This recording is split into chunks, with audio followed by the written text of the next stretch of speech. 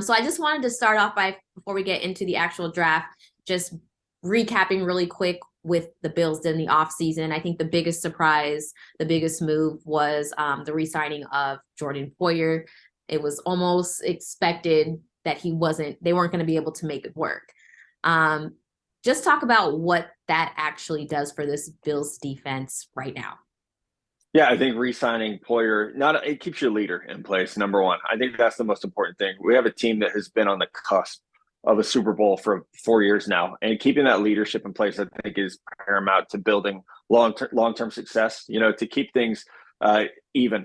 You've got your leaders on offense established. Jordan is absolutely one of the guys on defense, and I think when you're going to lose a Tremaine Edmonds, who's such a key piece of the middle of the defense, keeping Jordan was enormous, especially as the secondary is gonna it has to get younger. I think that's an area they're going to continue to add players at corner. They're going to add players at safety. So having someone who can bring those young guys in and show them the ropes is as important as anything he does on the field. And we know how great he is on the field. He brings a ton on Sundays, but I think just having that presence is super important for how they're going to build this team moving forward. And kind of, it feels like they kind of, kind of could take a deep breath. That part, defensive backs is kind of like taken care of. Micah Hyde coming back, everything's looking good in that area. But a big area of concern is what they're going to do about the O-line. Are they going to go for that offensive weapon? What do you see as the Bills' priority that is a need right now when it's looking at the upcoming draft? Yeah, I think you nailed it. With it could be the offensive line, especially the interior offensive line, which this is not a great draft class for interior offensive line talent. Every time I do a mock draft, I keep coming back to wide receiver, and we saw Stephon Diggs was not very happy the last time we saw him play football. Gabe Davis, has had some drop issues. So I think adding another wide receiver makes sense, not only because Diggs is getting a little bit older, Davis's contract is going to be an issue eventually. So having someone who's ready to step up. I look at Quentin Johnston from TCU, who is a lot like Gabe Davis, a 6'3" target, a vertical stretch player, someone who can win those 50-50 balls down the field. Being able to open up the offense for Josh a little bit, I think only helps, giving him more weapons, so that we're not seeing him run the ball as often as we have. And I know there's a sense of you don't want to take the ball out of Josh's hands because he's so good. So instead of drafting a running back in the first round, I think adding another wide receiver just allows him to get the ball out quicker, gives him more weapons and guys who can create after the catch, so that he's not asked to put on his Superman cape 20 times a game and save the offense. And kind of switching gears a little bit, talking about back to Tremaine, big loss. He reaches, this peak year. Chicago takes him away from us. He's talked a little bit about Tyrel Dodson, his role. They re-signed a few guys here and there, a lot of depth, backups mostly.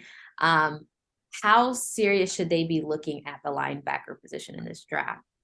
Yeah, I think you have to look at it, and you have to look for a specific type. You can't just grab a linebacker because you need somebody that complements Matt Milano, who's probably the best weak side linebacker in football. So you need someone who has size, range, and can be an impact between the tackles. And I think you can, like Drew Sanders from Arkansas and Jack Campbell from Iowa, are two players who fit that mold really, really well. It's funny, they're both 6'5", they're both over 230 pounds, so they're very similar to what Tremaine was like, from a size standpoint and even from an athletic standpoint coming out of college. So Drew Sanders brings a pass rush element that's really rare for his size. He had 9.5 sacks last year for Arkansas. So I think he's the one defender, if he's on the board, you gotta have a long conversation, because players like that won't be there in the second round. There simply aren't players like that in this draft other than Drew Sanders. So I think that's where you try to look at your board and say, okay, if we go linebacker in the first round, can we get a receiver in the second round? Can we get an offensive guard or a center in the third? So you've got to be strategic about how you use your assets. Sanders and Campbell have been the highlight of that position, of which one is available. If for some luck of the odds that the Bills have the choice on either one of these guys, a lot of mocks I've seen have split pretty evenly between these two guys. Yeah. People have seen more similarities between Campbell and Tremaine. In your opinion, who do you think fits what the Bills are looking for best out of those two?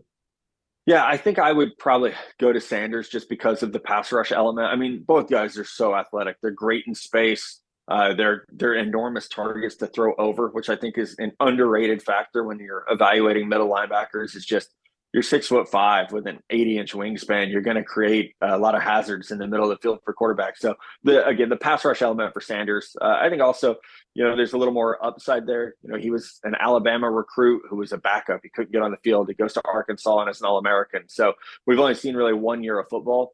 I have to think that he's going to be able to get better with more experience. It's a sensitive topic in the Bills Mafia Nation here. Brandon Beane was asked about if that running back is open, caliber running back. It's clear that number 2 wide receiver is kind of the question mark on if Gabe is going to do it, if they need to go look. But if that running back caliber that they're looking for is open, who do you think would be worthy of taking that first round pick? Yeah, I think the only guy is Bijan Robinson from Texas, just because he checks every box that you want for a running back. I mean, really for a running back group. He's everything you need combined into one player because of his power, his contact balance, his speed, his vision, but also what he does as a receiver. I mean, he played slot receiver at times for Texas. He's so dynamic as a pass catcher. And so I think normally you would look at players and say, okay, they do this one thing really well. What will add that element? But with Bijan, you're getting one player who does everything a running back needs to do. So it's, Saquon Barkley levels of excellence. And I think that it does come down to value. This is a player I think most would agree is a top 5 player in this draft. So if he happens to be available late in the first round at pick number 27, I think you got to have a hard conversation about answering the running back question for the next 5 years versus taking a wide receiver or an inside linebacker. With the Bills pick at number 27, it's kind of hard because so much can happen. And Beane had said it today in his conference that they really won't know until it gets to 20 to what things are actually forming to look like. Do you think it's possible that they perhaps surprise and make a defensive move in the first round, even though they really haven't, so it's been more of an offensive look of what they need?